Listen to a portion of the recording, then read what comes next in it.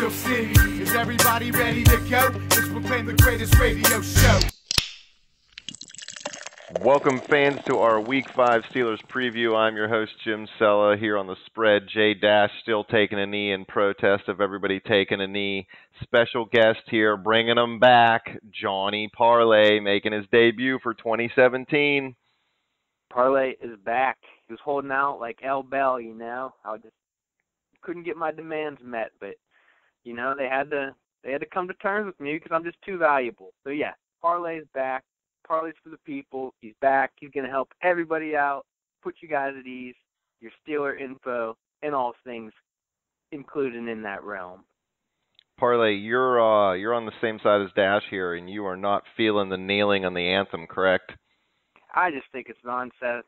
I think it's nonsense. I think it's opportunistic, and it's misplaced. I mean, if you want to protest whatever you want to protest, which they claim isn't the military or the flag, then why are you doing it at that venue? You know, that's all I'm saying. I don't really like to talk about it, but I just feel if you want to protest and police and stuff, then help out with your local police station. Don't, when you're on the clock, decide, oh, well, since I'm here, I'll protest. I feel you. But, you know, some of them do. Parlay's a protester. I'm all about civil unrest, you know. I'm the first to stand up for a cause, just not opportunistically. I know. I don't take 30-minute breaks at work and say, well, I'm here, I'm protesting, I'm going to take an extra 15 minutes for my break, which is just so absurd because it's misplaced. That's all. I know Big Ben does a lot for his community. He does a lot for his local firemen and the police, so I'm going to cut him some slack. I'm really not concerned with who's kneeling and who's not. Honestly, I don't care what people do. I don't got time to worry about that. I need all the time to do all the research for these preview shows, man. I got time to worry about kneeling. Football. Yeah. Football. Steelers' impressive victory in Baltimore last week, Parlay. I flew solo last week on our Steeler preview. I actually picked the Ravens to win that football game. I didn't think the Steelers would be able to run the ball as well as they did. They still didn't pass the ball very well. I didn't think that Ravens defense was as bad as it was either. This Ravens team really looks like crap. I doubt they're going to win more than 6 games, even though last week I thought they could win 9 or 10 games. Nah. Changing all that after seeing last week's football game. They're a terrible football team. Flacco is just beat.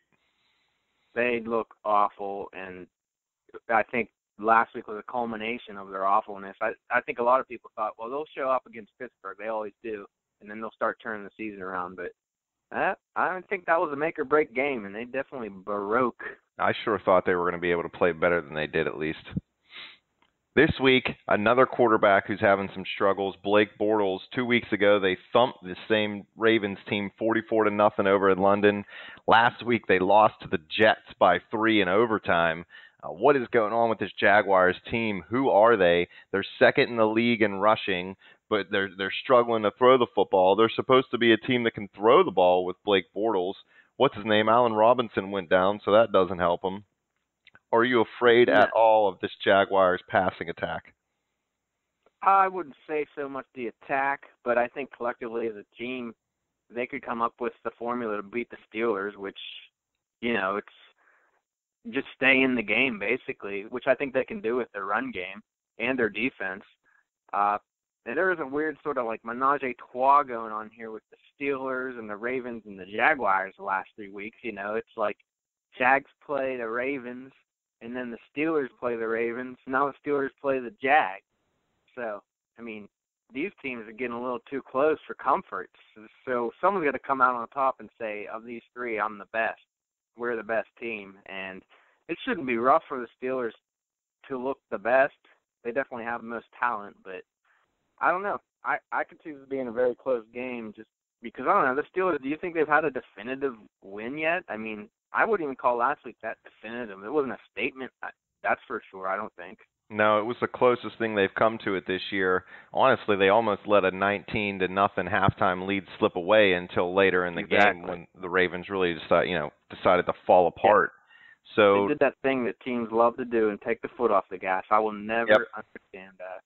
Well, you know, there's been a lot of talk. Our buddy Double M, Mark Madden, has been saying there's a lot of talk in Pittsburgh that the organization it may not, I don't want to say they don't believe in Ben, but he's starting to break down more than people have let on, and maybe they don't want it to be a Roethlisberger-led offense. They want it to be a Le'Veon Bell-led offense, and fans aren't going to agree with that. We have all these high-powered wide receivers that are supposed to be able to fly around and score 30 points. It just really hasn't happened. It hasn't all come together.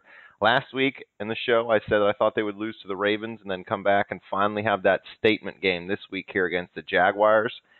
Offensively, I'm hoping that they come in and have that statement game because they're at home where Ben's definitely a better quarterback all throughout his career. The Steelers are just a better team at home. They've played the Jaguars 22 times now. The series is even at 11-11, but the Steelers do lead 6-4 at Pittsburgh. The Jaguars lead 7-5 at Jacksonville.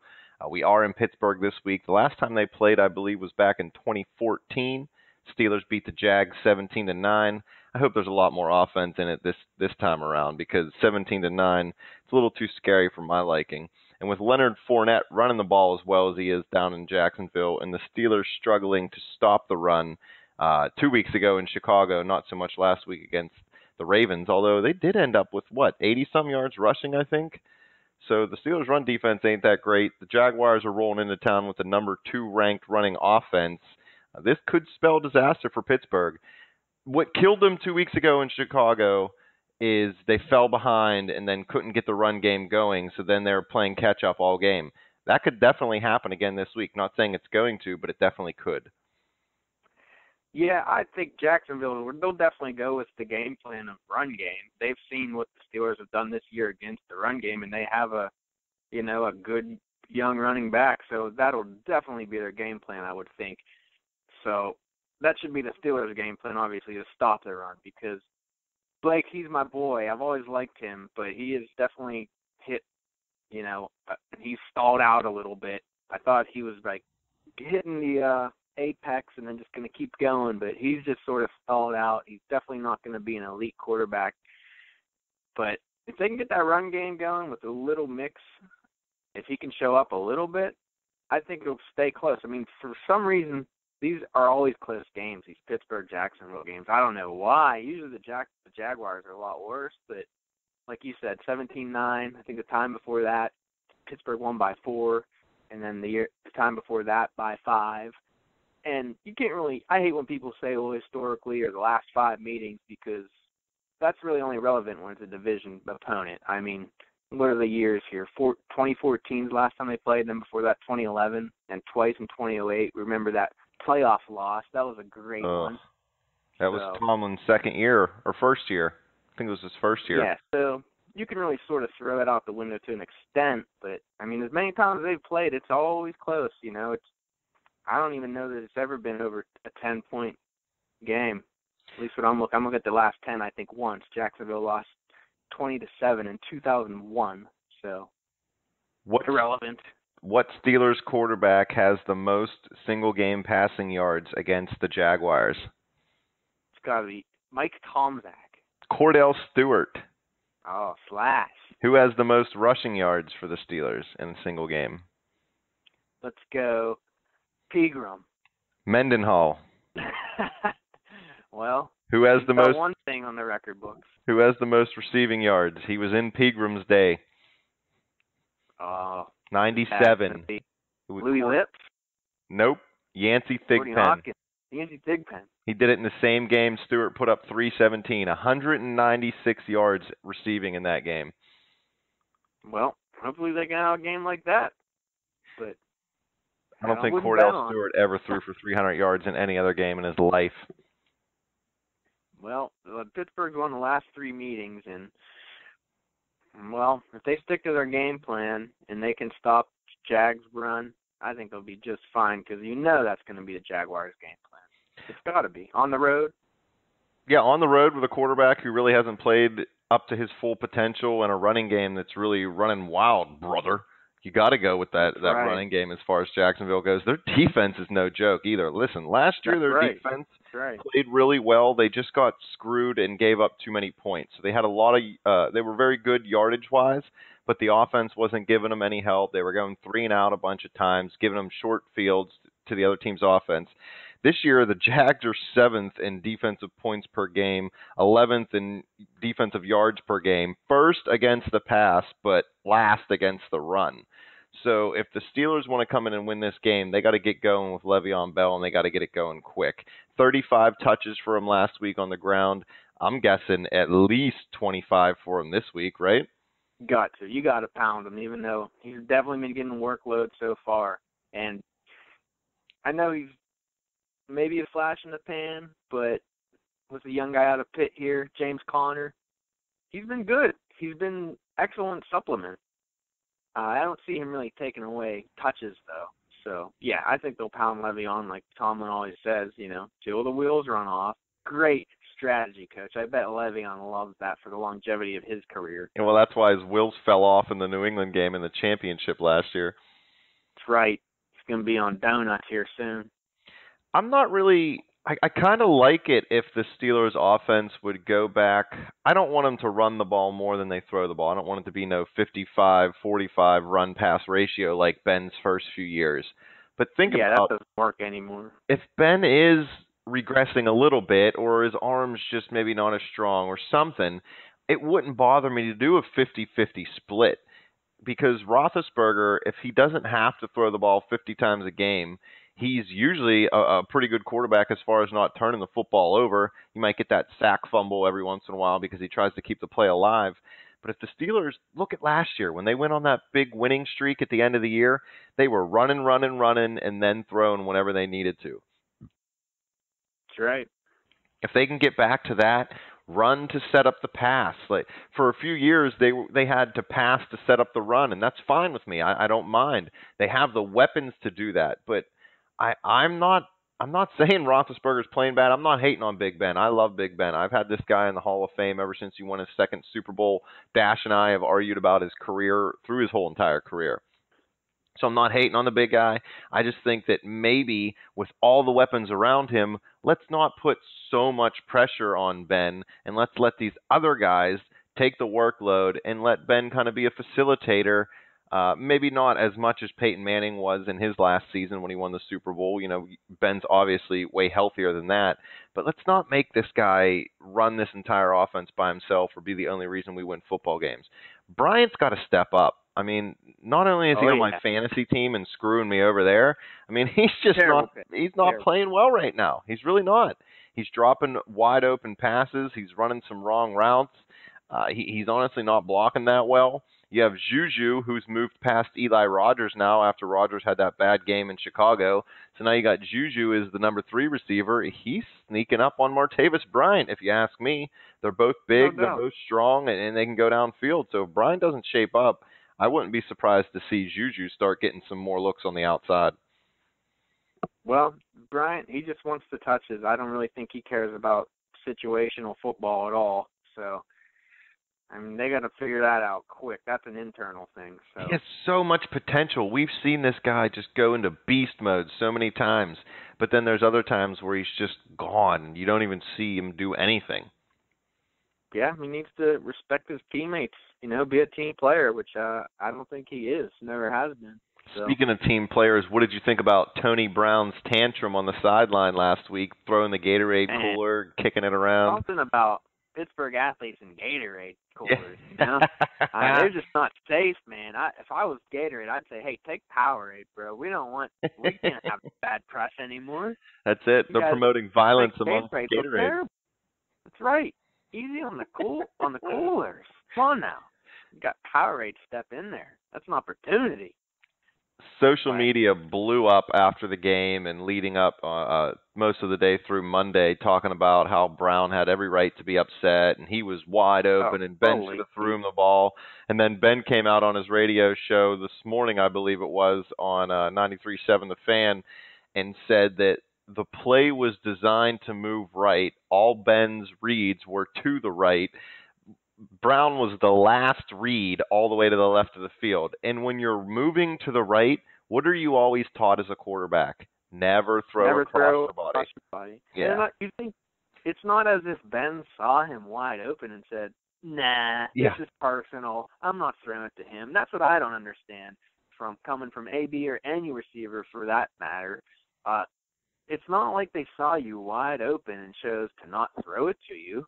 Like, that's just absurdity. Yeah. That's a childish statement, and that's such a childish move to throw the Gatorade like that. I mean, Parlay has been known to throw some coffee pots across the break room, but I ain't getting the respect I deserve. Hey, there's somebody supposed to refill that pot before you get in there. Don't they know Parlay's on his way to work? Yeah, and they need to get these ratios right on this coffee to water. They're making this weak, see-through coffee. Parlay can't have that. Parlay needs his stimulants. Get all jacked up at the beginning of the day. Come at you like a spider monkey. Oh, that's Parlay. Now I have a question I wanted to breach to you. Now, who's better, the Jaguars or – no, I'm sorry. I wanted to ask who is better. Oh, yes, the Jaguars or the Bears? Who's a better team? Yeah. I'm going to say the Jags because their defense is definitely better than the Bears. And we obviously seen Mike Glennon is such garbage. He just got benched for a rookie after only 4 games, and he got a $30-something million contract in the offseason.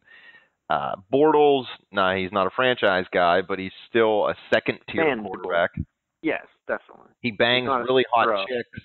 I bet you Glennon's not getting hot chicks like Blake Bortles, so that alone makes the Jaguars.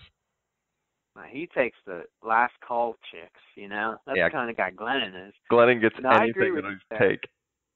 Yeah, I agree with you on that. I don't think Chicago is better than Jacksonville, which you would think would lead you to believe that this is going to be a pretty close game, and that's sort of what we've been saying. I got a prediction, though. Do you? You didn't think it out. You want Parlay to go through his prediction? We normally do our keys to victory before the predictions, so we'll give our keys to victory first. I'm new. I held out for a while. I missed training camp. That's all right. Yeah, so you missed training camp. You forgot the procedure, so. Share the ship. But earlier you were won't saying flag you for that one, Parlay. No, I want paid. Yeah. So I will behave. Parlay will behave to get paid. But you did say earlier how you're talking about the splitting the run and the pass ratio, and that is a game plan.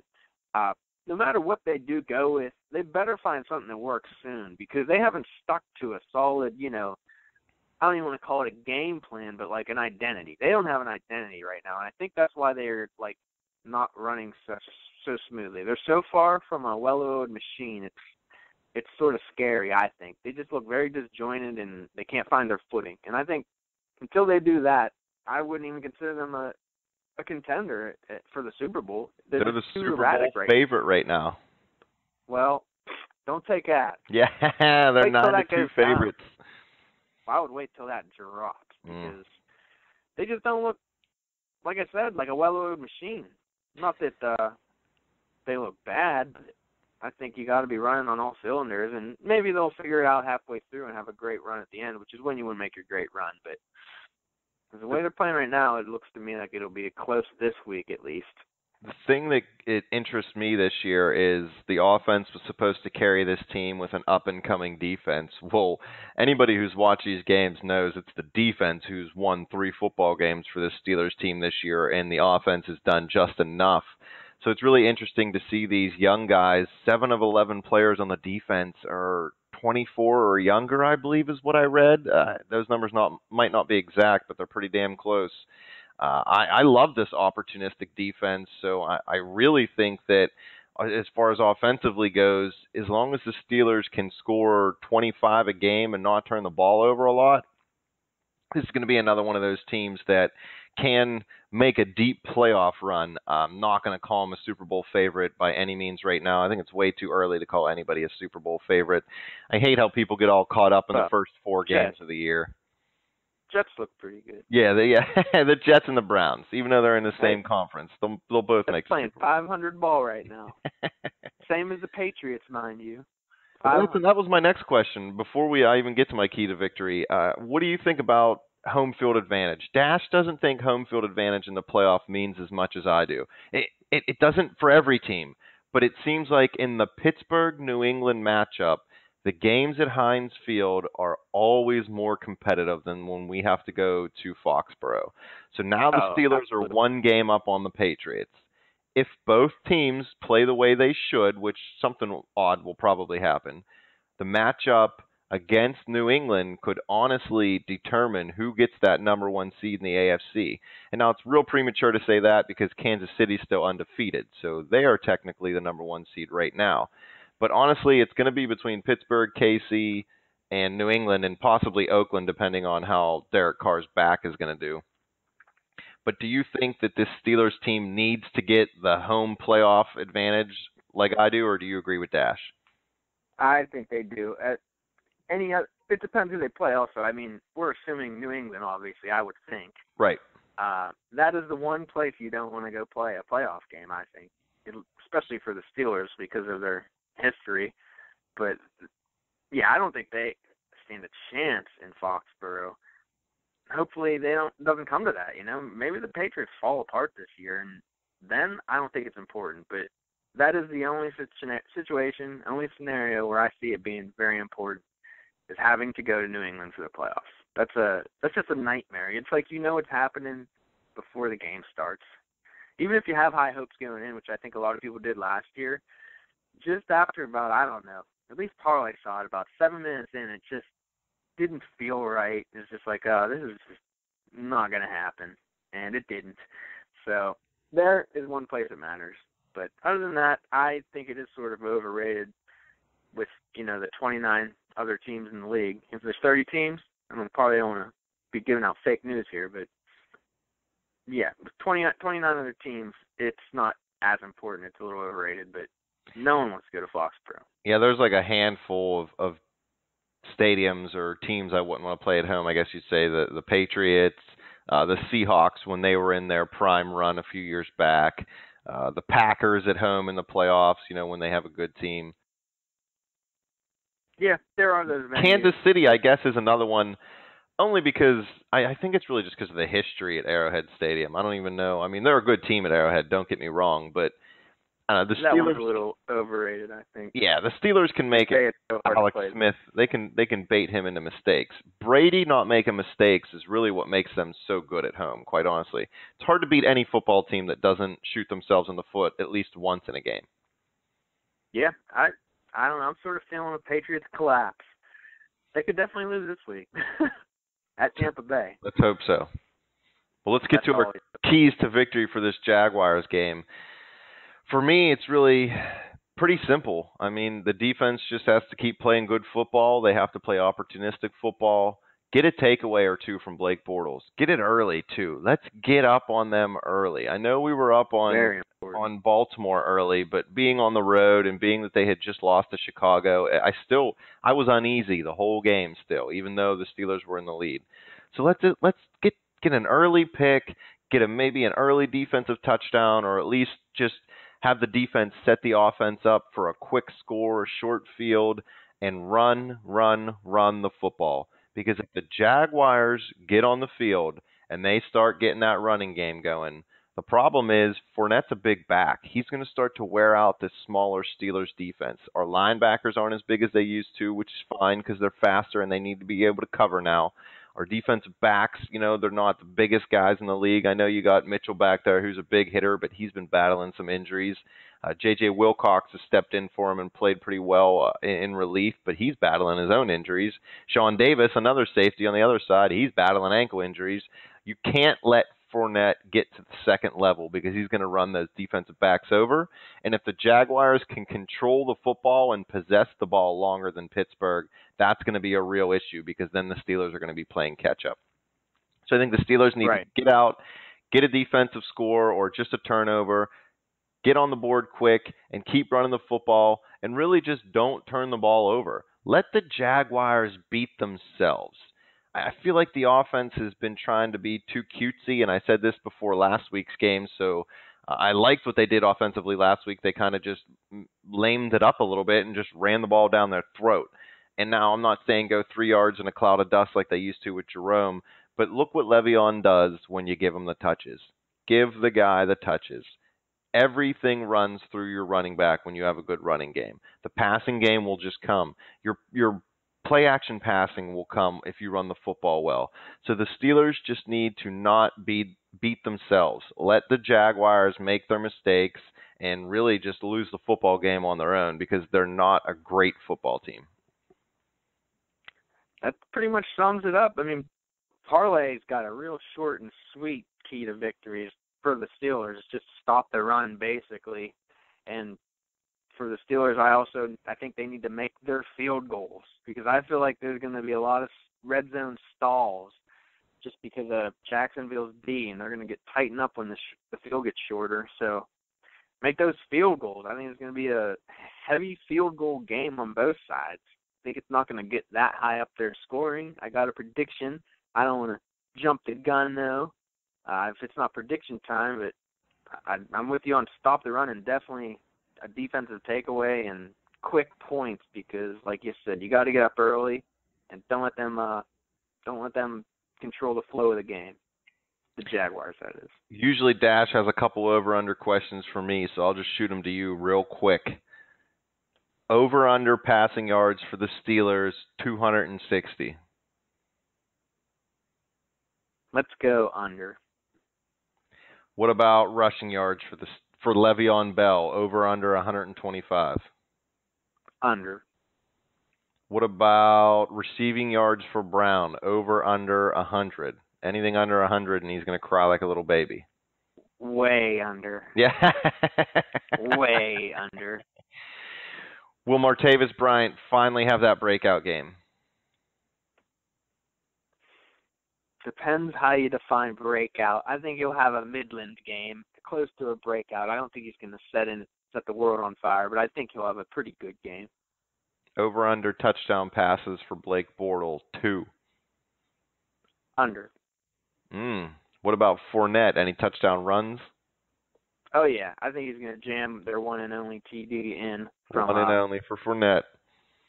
Yeah, from about 4 yards out. All right. What's your official prediction?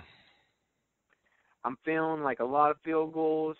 I think it's going to be close the whole game, but I think that Pittsburgh will probably kick a late not garbage field goal, but a late field goal to put them up by 2 scores. And I think it's going to be 13-23. Pittsburgh's going to take it, although I don't think it's ever going to be a 10-point game at any point until the very end, when Pittsburgh kicks their last field goal with about 3 minutes left. So only 23 points for the Steelers. That's right. Good D. Jags. Steelers have not went over the total this year yet. It's a low-scoring game. I don't know. I feel like this could be the week for the Steelers offense. On one hand, I feel like I'm saying that just because I want it to come. On the other hand, you got to think at some point it's going to come, right? With all this offensive talent, you got to expect them to at least have a breakout game. Maybe it doesn't translate through the whole season, but I mean, that's like saying someday it's going to rain. Yeah. But this Jags defense, they're tough. I'm not going to say that they're just going to come out and lay down for the Steelers offense. So I agree with you, Parlay, although I think the Steelers get a little more. I think Pittsburgh can win this game 27-20.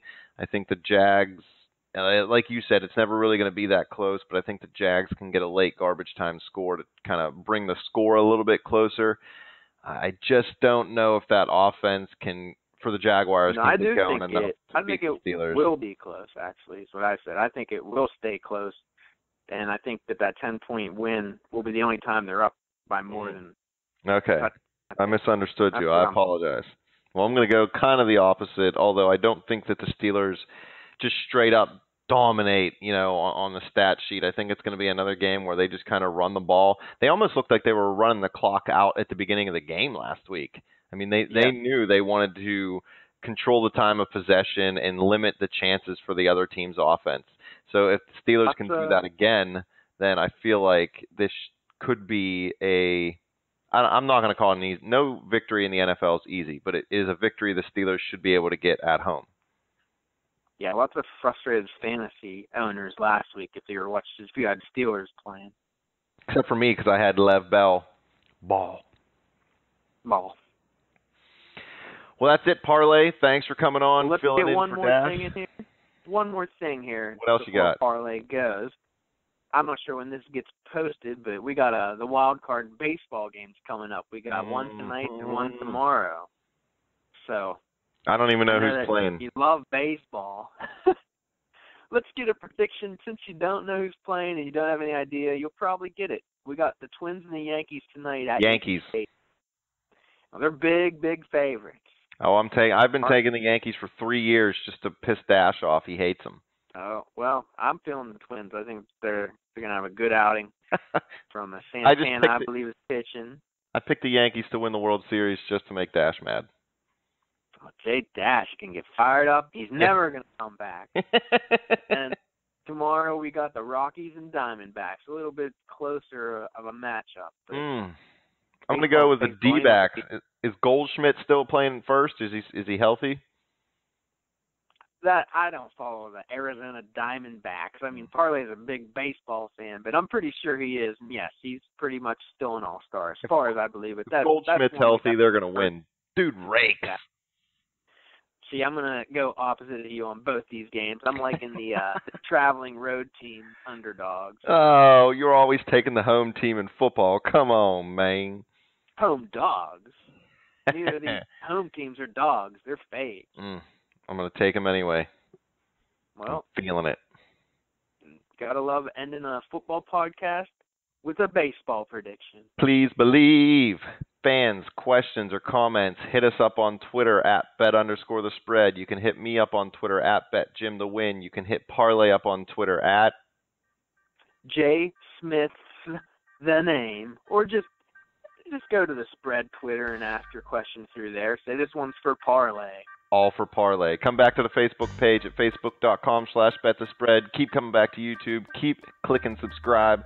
I forgot to say this at the beginning of the episode, but the happy thoughts, some guy who commented on our segment last week said it was nonsense. I hope you enjoyed all the nonsense this week, buddy.